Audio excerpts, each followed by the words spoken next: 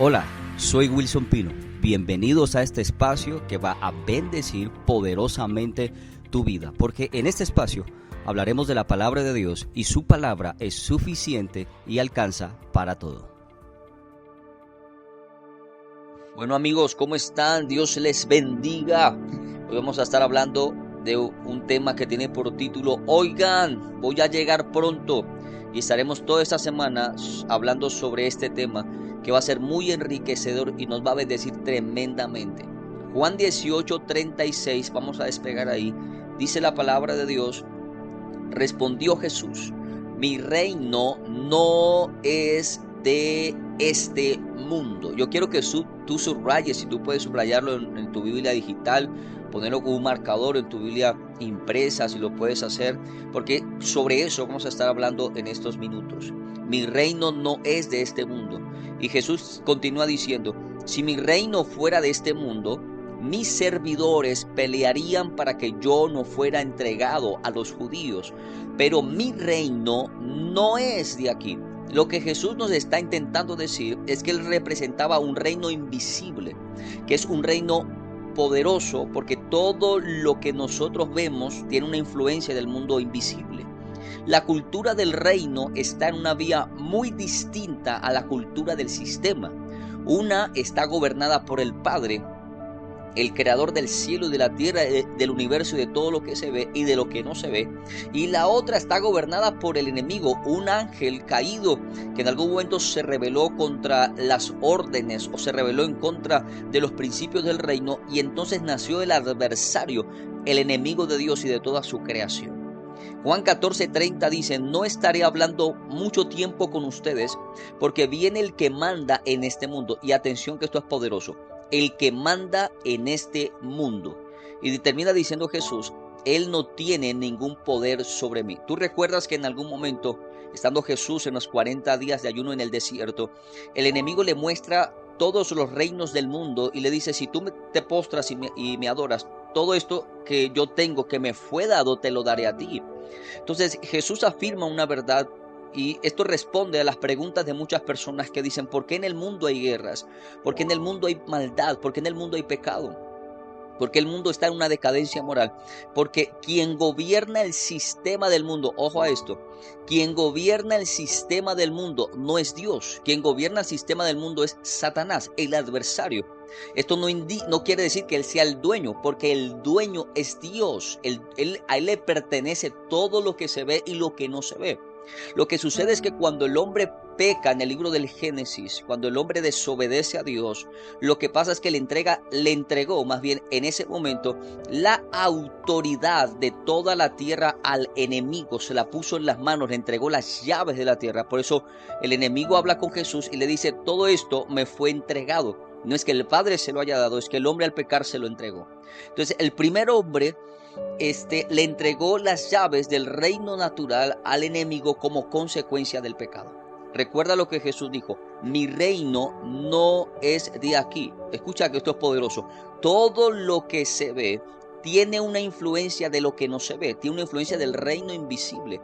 Entonces Jesús vino a representar un reino invisible. Hebreos 11:3 dice: por la fe entendemos haber sido constituido el universo por la palabra de Dios. Y aquí viene la afirmación: de modo que lo que se ve fue hecho de lo que no se veía. Entonces, para que el gobierno del Señor fuera eterno, lo primero que tenía que restituir es lo que el enemigo se llevó por causa del pecado. ¿Esto qué es? Esto es la cautividad, esto es el poder de la muerte, estas son las llaves de la muerte.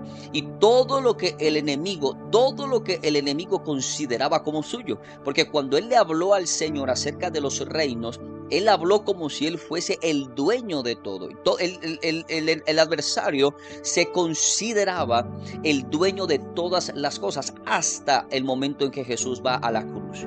Primera de Corintios 15:55 dice: ¿dónde está, oh muerte, tu aguijón? ¿Dónde, oh sepulcro, tu victoria? Ya que el aguijón de la muerte es el pecado, y el poder del pecado la ley. Mas gracias sean dadas a Dios, que nos da la victoria, ojo, que nos da la victoria por medio de nuestro Señor Jesucristo. El libro de Efesios 4 del 8 al 10 dice: Como dice la Biblia, cuando subió al cielo, llevó muchos prisioneros y dio capacidades a la gente. Verso 9. Pero, ¿qué significa eso de que subió? Pues significa que primero bajó a las partes más profundas de la tierra. Y el que bajó es el mismo que después subió a lo más alto del cielo para llenar todo el universo. Me gusta pensar en este versículo y me gusta imaginarme a Jesús descendiendo al Hades, descendiendo a la habitación de Satanás, descendiendo a esas cavernas oscuras, iluminarlo todo. Y me gusta pensar al adversario, al enemigo, a Satanás, caer de rodillas delante de nuestro Señor y entregarle las llaves que le arrebató a Adán en el huerto del Edén.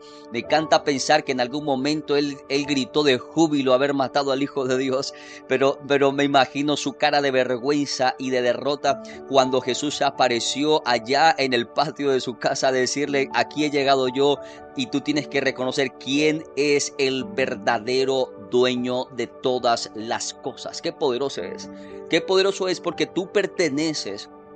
Escucha esta verdad, tú perteneces a un reino superior. El enemigo todavía gobierna el sistema del mundo, pero ya su tiempo fue declarado. Es cuestión de tiempo que él sea atado eternamente y para siempre. Y ahora quiero llegar a un lugar con esto, pero quiero afirmar esto en tu corazón.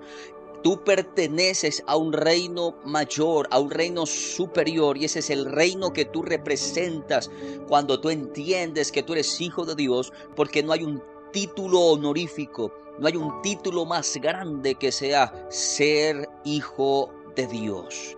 El gobierno del Señor tenía que empezar por el reino invisible. ¿Sabes por qué?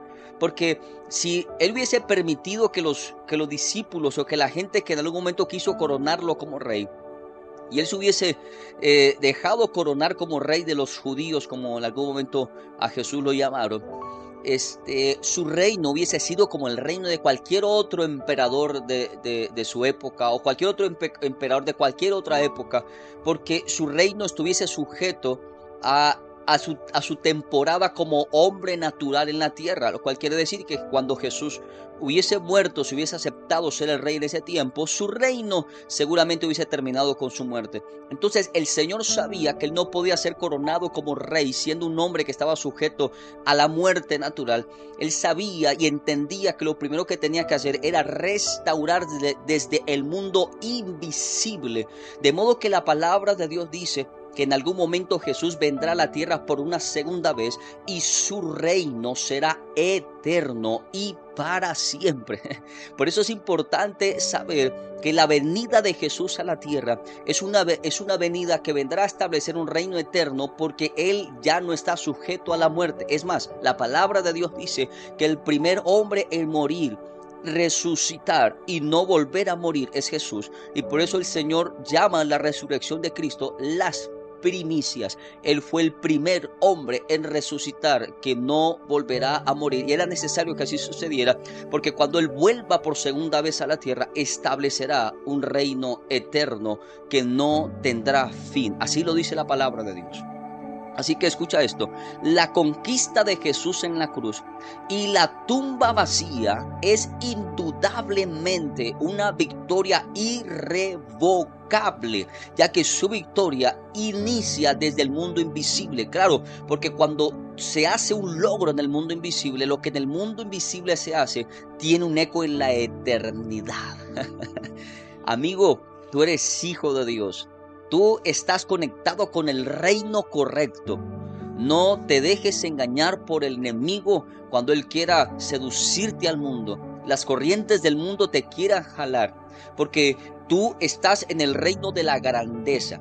Satanás sigue gobernando el sistema del mundo. Satanás sigue haciendo de las suyas en el mundo. Pero hay una iglesia que representa un reino sobrenatural, que es el reino de Cristo, y en algún momento Él regresará para que su reino se establezca en cada rincón de la tierra y no se haya lugar para la maldad. Fortalécete en el Señor, como dice la Escritura, y en el poder de su fuerza. Los días pueden ser grises, pueden ser difíciles, pueden ser buenos los días, pero recuerda que estamos en un reino y que ese reino tiene un rey y es a quien le servimos y a quien le damos honra y honor. Bendigo tu vida y tu casa. Amén. Gracias por haber escuchado este mensaje que se ha bendecido tu vida. Te invito para que nos acompañes a nuestros servicios presenciales y para que nos sigas en las plataformas digitales. Ahí encontrarás más contenido que va a enriquecer tu vida. Gracias.